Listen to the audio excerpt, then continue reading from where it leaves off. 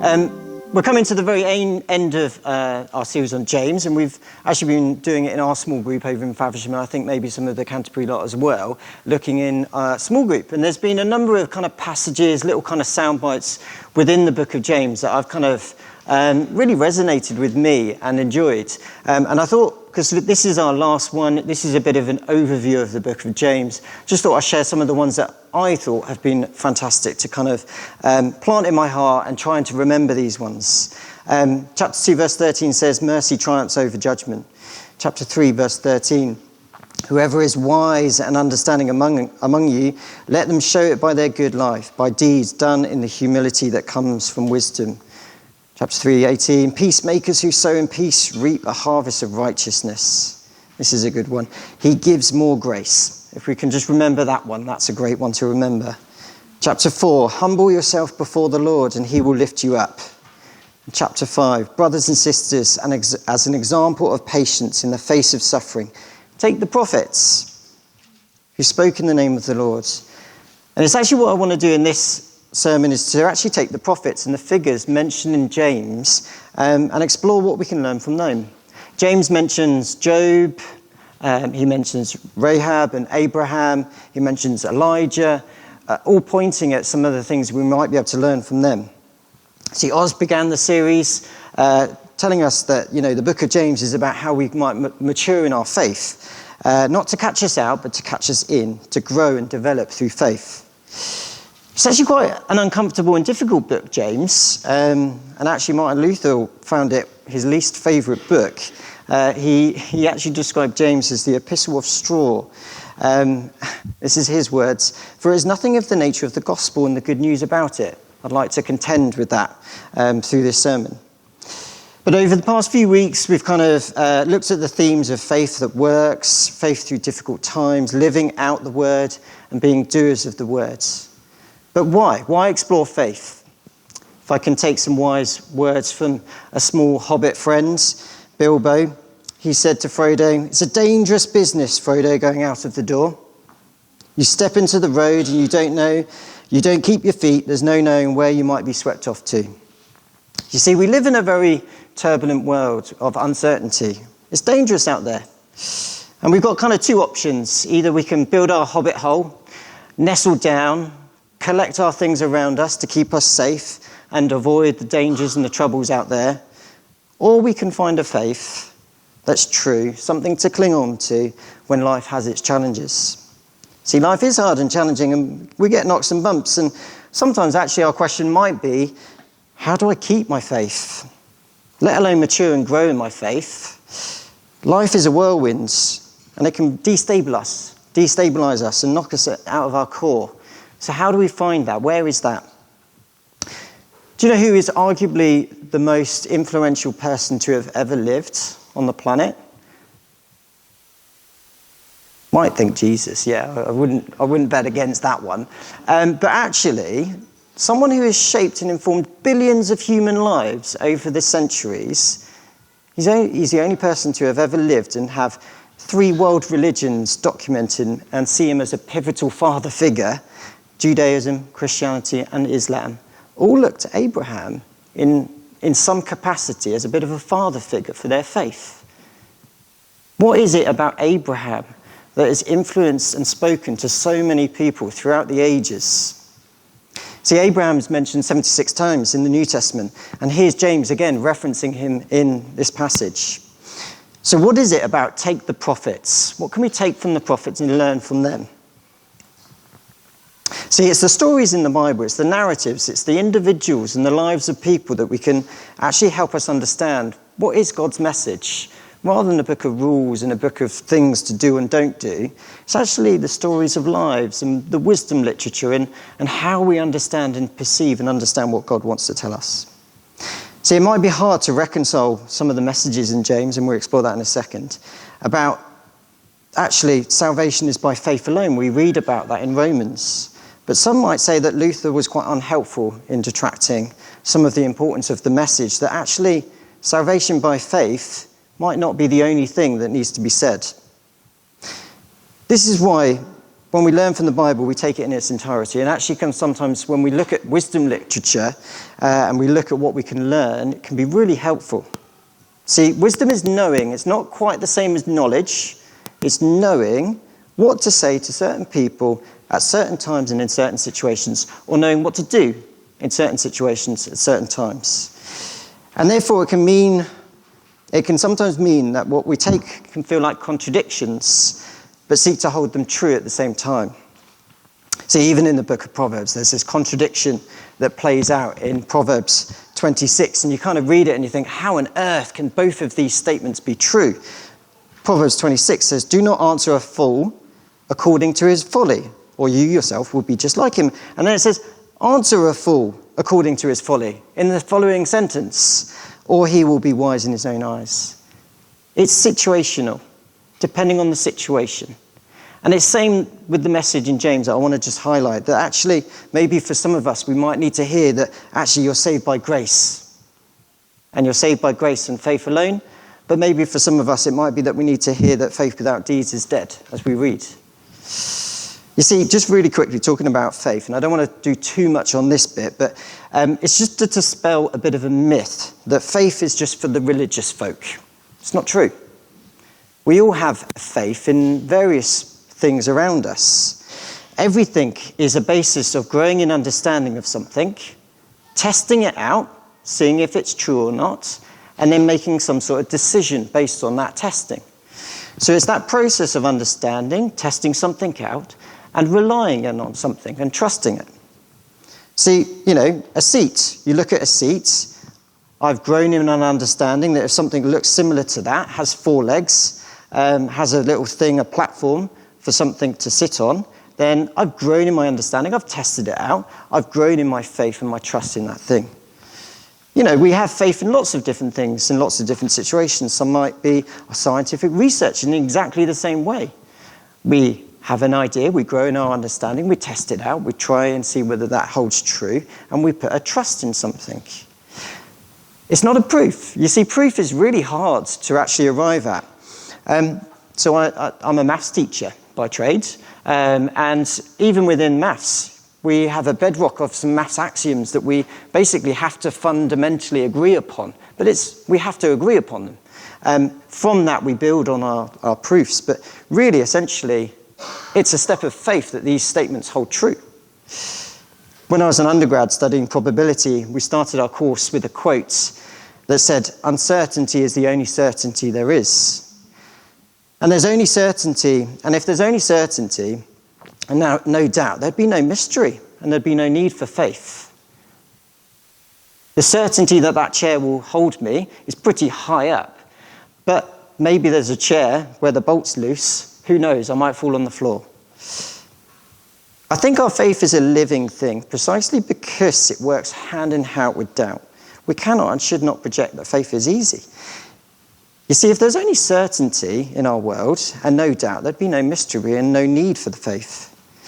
We're fond of saying that we're justified by faith alone, and Jesus and the teaching of James says that too. But faith is that faith that justifies is never alone. It's not the only thing that needs to be said. How do you keep your faith? How do we keep our balance with those knocks and bumps in the roads? Even Ollie, I think, mentioned in his sermon a couple of weeks ago, talks about the two truths that are sin and death. And even in the Buddhist teaching, they talk about the two truths of life being change and death. We know bad things can happen. Change and circumstances are variable. We had some friends this week, actually, and they shared some news. They were visiting from over in Bristol, and they shared some news that their neighbours who had been going through IVF and lost a baby at 40 weeks. It was absolutely gut-wrenching. And how do you maintain faith through that? Those bumps and troubles in the road are hard to navigate. You see, faith is necessary in an uncertain world and an uncertain future. Where do we go with that? Okay, so let's look at Abraham and Rahab. Let's see what we can learn from them. So, Abraham, verse 21. Was not Abraham our father justified by works when he offered up his son Isaac on the altar? you see that faith was active along with his works, and faith completed by his works.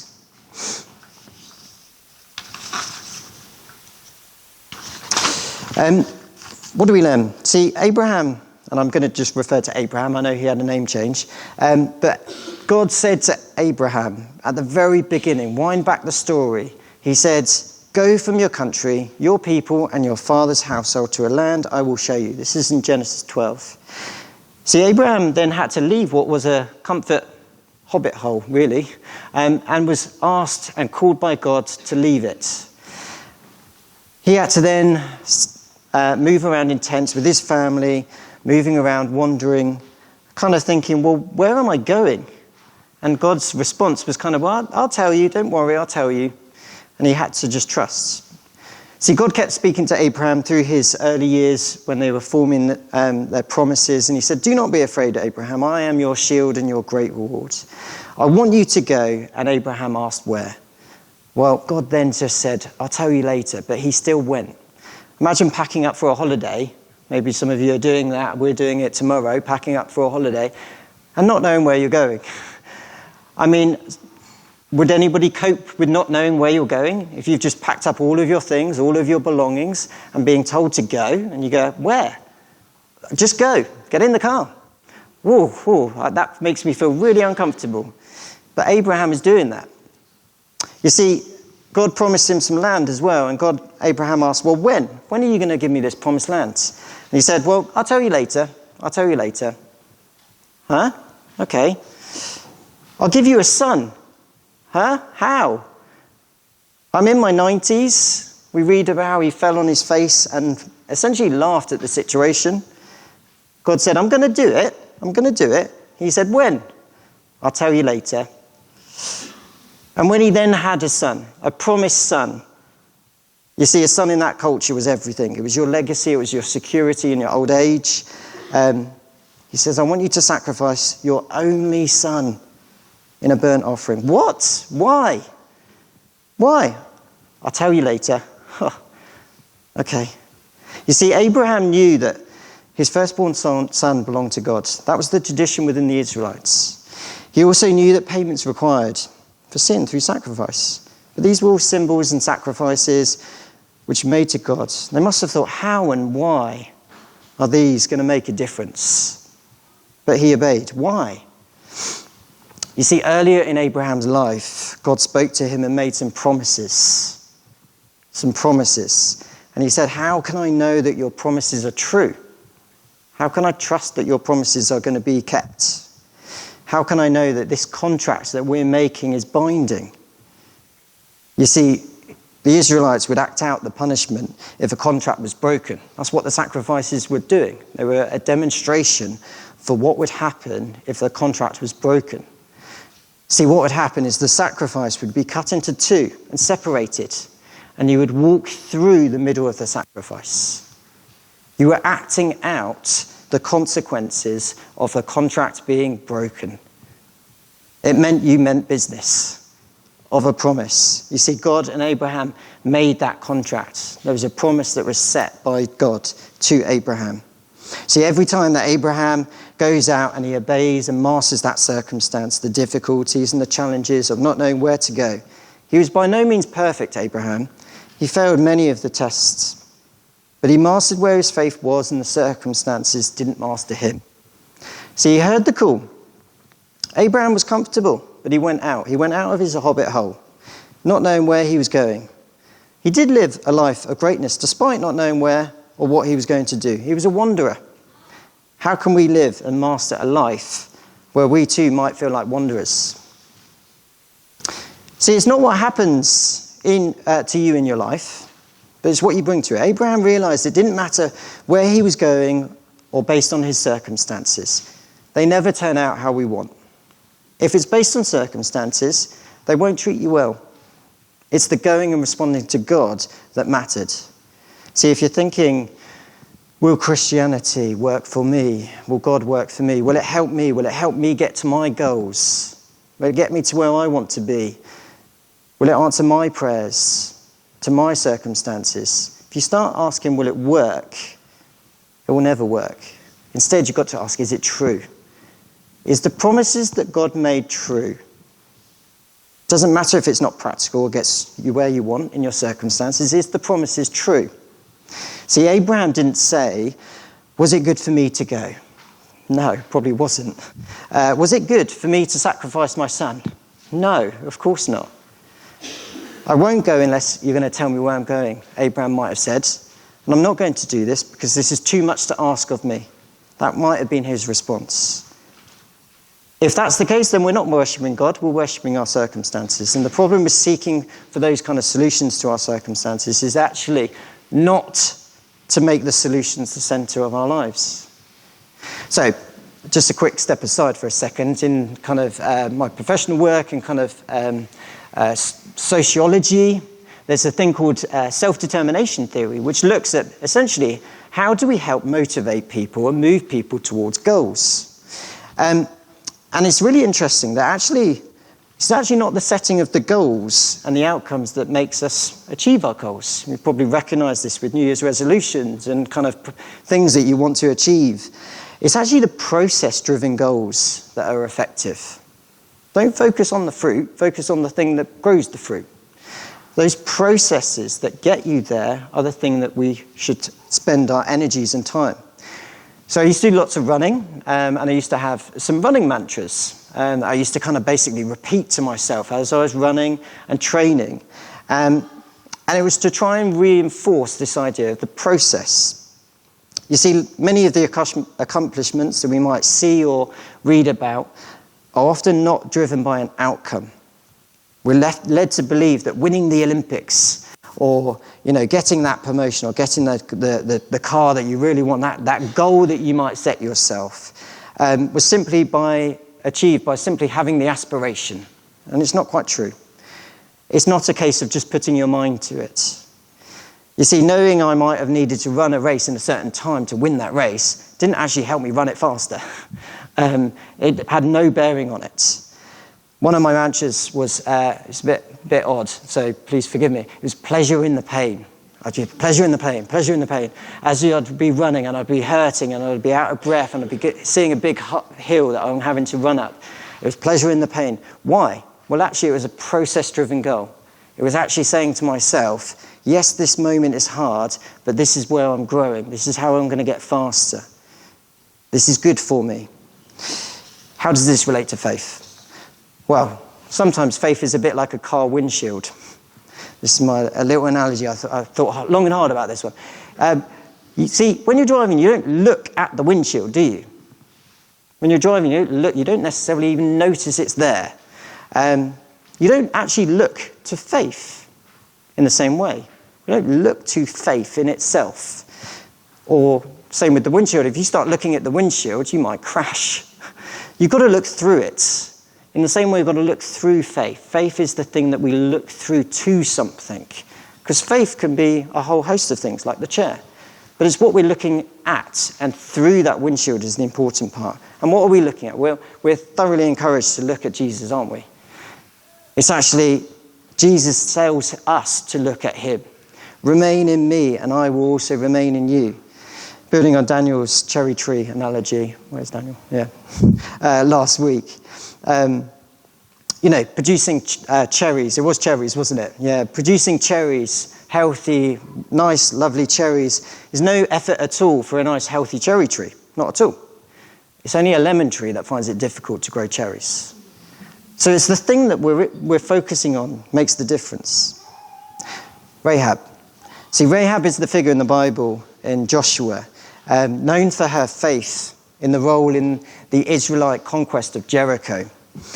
She was presented as a Canaanite woman, a prostitute, lived in Jericho.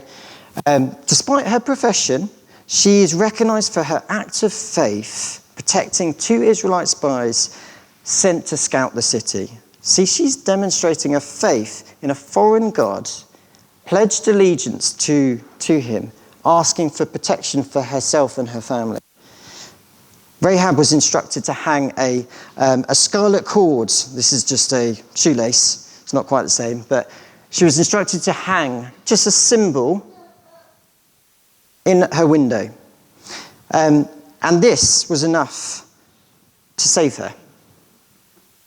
Her and her family. And why do we read about Rahab? Well, Rahab again is mentioned in the genealogies in Matthew. Jesus is a descendant of Rahab. Rahab saved her family through a symbol, a red scarlet cord. See, what was the risk for her? Well, death. Their city was going to be conquered. But the scarlet cord was the symbol her faith was in so that she would be saved. Back to Abraham. Testing. Abraham's tested. I'm a teacher, so I quite like tests. Not everyone does. But testing, I try to communicate to my students, is a case of showing. It shows us where we are. Could be a good thing, could be an uncomfortable thing, but it helps us see where we are. But it's so that we can grow. It's a showing and growing mechanism. Abraham's been tested multiple times before and failed at times.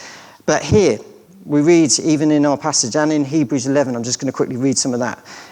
By faith, Abraham, when called to go to a place he would later receive as his inheritance, obeyed and went, even though he did not know where he was going. By faith, Abraham, when God tested him, offered Isaac as a sacrifice. He who had embraced the promises was about to sacrifice his one and only son, even though God had said to him, "It is through Isaac that your offspring will be reckoned." There was the promise.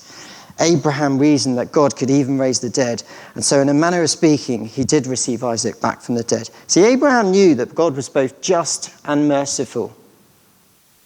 How can these two contradictions, or somewhat contradictions, be reconciled? He didn't know. He didn't know. He only knew that God himself would provide and show the lamb for the burnt offering. That's what we read in Genesis. So he's walking up this hill, ready to conduct a burnt offering. It's particularly a burnt offering. Walking up the hill with the knife, with the wood, with his son, Isaac's asking, where's the sacrifice? He's saying, God himself will show us the lamb for the burnt offering. The internal dialogue must have been crazy. I know God to be just and merciful. He's made promises to me and fulfilled promises. Why all of these symbols? Why all of the symbols like the scarlet cord? Why the lamb sacrifices? Why being cut off? See, Abraham had faith that God would show how he was both just and merciful at the same time. He didn't know how, that God would show him how that is possible. See, if God was just, if he was just, then we'd stand no chance. We'd be cut off for rejecting God. We're not worthy of coming to a holy God. But if he was just a judge that was merciful, again, we'd hate that. Someone needs to pay the sentence. Sentencing is needed. You can't just walk free for a crime.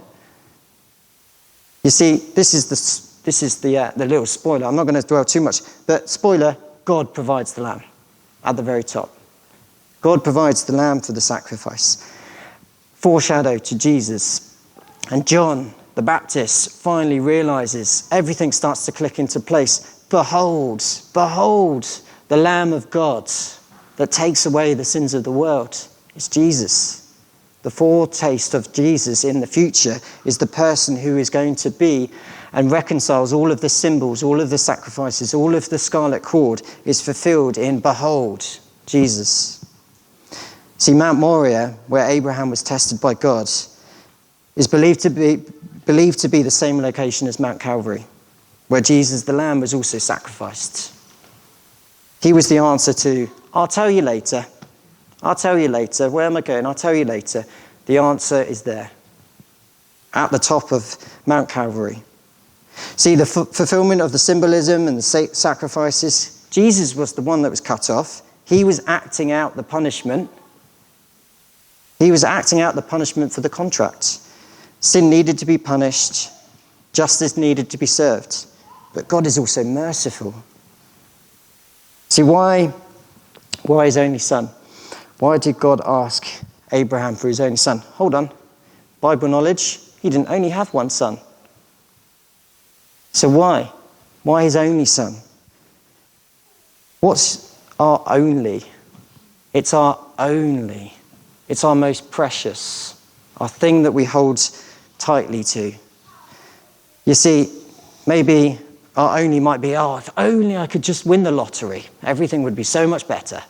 If only I could, be in that relationship. If only I could have my own family. If only I could have that car. If only I could have that house.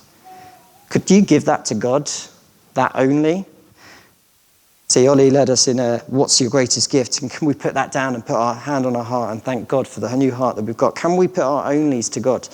See, one of my onlys was, and I've already mentioned the running, my only when I was growing up as a child was, if only I could be a professional middle distance runner. That was my dream, my only. It was really precious to me. Training, competing for years. I competed at the Olympic trials and went to national competitions. I was starting to get funding from England Athletics until actually my only was gone. You see, circumstances can change. They go up and down. Fortunately, it only gets replaced with other onlys. We always have an only. And there's nothing wrong with onlys. It's just when they become ultimate. You see, Jesus was God's only son, his prized possession.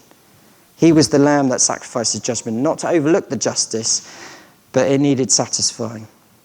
See, what made Jesus great? Not that his life went well. We know that. He was brought before a court on trumped-up charges, tortured, brutally murdered. What made Jesus great was that he followed his Father's wishes. He obeyed. He didn't just master life, but he mastered the death as well. It's not the circumstances that will make or break you. It will be what you bring to it. You need your faith to deal with these circumstances. It's something that is true. Don't trust circumstances. Ultimately, we need to know where we're going. Immediately, we don't need to know where we're going. God will just say, I'll tell you later. You want to be fruitful for God's? Great. You want to have your faith with good deeds? Great. Keep looking at the sacrifice of Jesus in the ultimate demonstration of both justice and mercy, with whom we have faith in. Rather than being a really frightening idea that Luther shied away from, faith that comes with action. This is actually one of the most comforting truths of all. Because as we trust God, works naturally follow. As we walk by the Spirit and abide in Christ, we bear much fruit. Let's pray.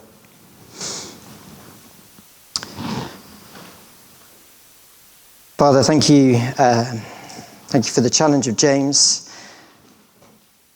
I pray that what we've spoken about and shared will be heard in a way that helps just glorify you.